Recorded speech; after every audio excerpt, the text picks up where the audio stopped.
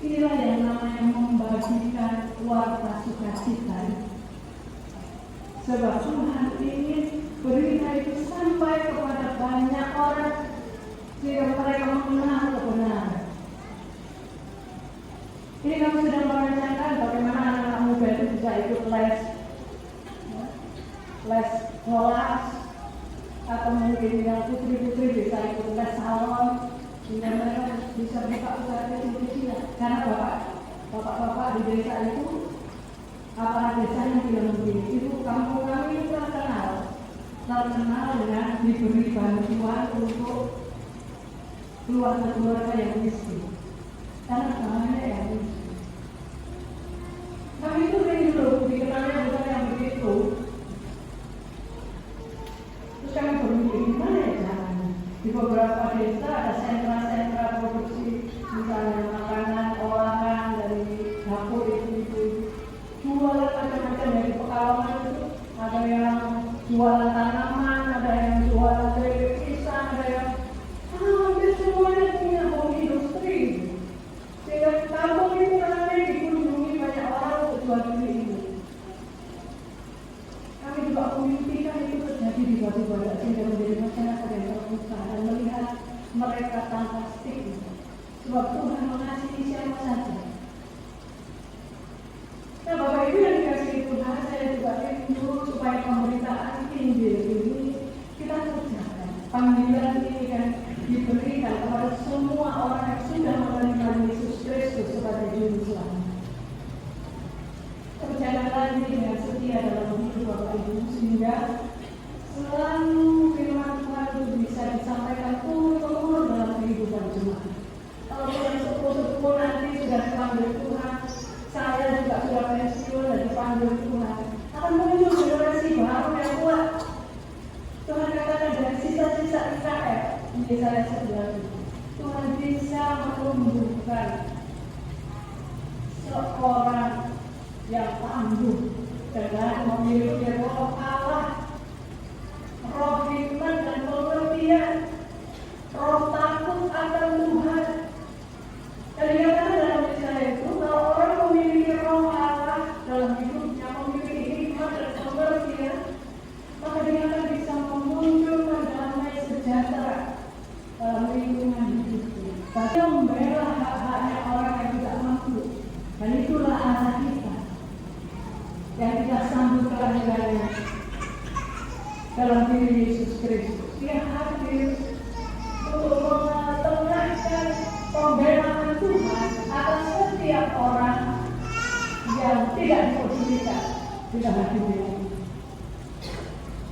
Kalau kita itu dari mana demikian mengerjakan dengan sungguh-sungguh menjadi pengharapan kita. Suatu saat nanti Tuhan akan tanya kepada kita di penghakiman dalam Matius 20. Kita akan diperhadapkan dalam penghakiman dan Tuhan akan berkata, terimalah kerajaan yang sudah aku siapkan dari sejak mulanya. Sebab ketika aku lapar kamu memberi aku makan, ketika aku haus kamu memberi aku minum, ketika aku telanjang kamu memberi aku pakaian, ketika aku di penjara kamu mengunjungi aku, ketika aku sakit kamu merawat aku, ketika aku tidak punya pakaian kamu memberi aku pakaian, ketika aku di penjara kamu datang.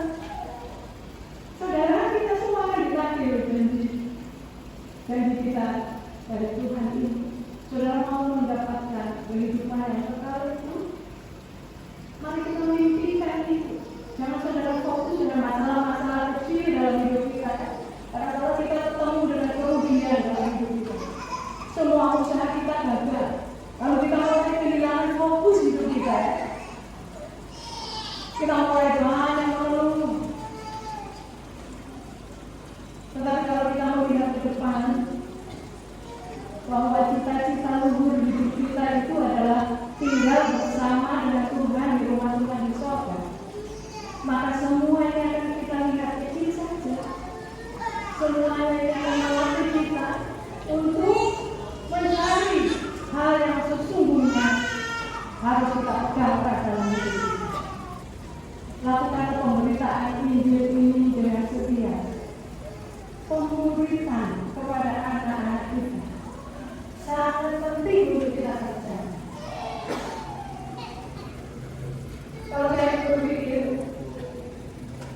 dan yang kedua, orang tua ini sadar dari sejak mulanya pengen punya anak itu tujuannya apa.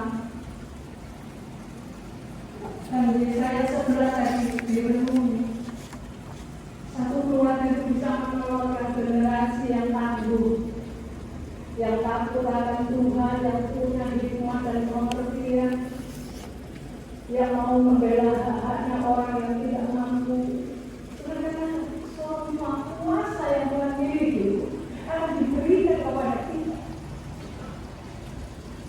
Maka kalau kita meminta dan bersungguh-sungguh mengerjakannya, untuk mencari pemimpin gereja, menjadi pendeta ataupun pemimpin gereja, tidak sulit.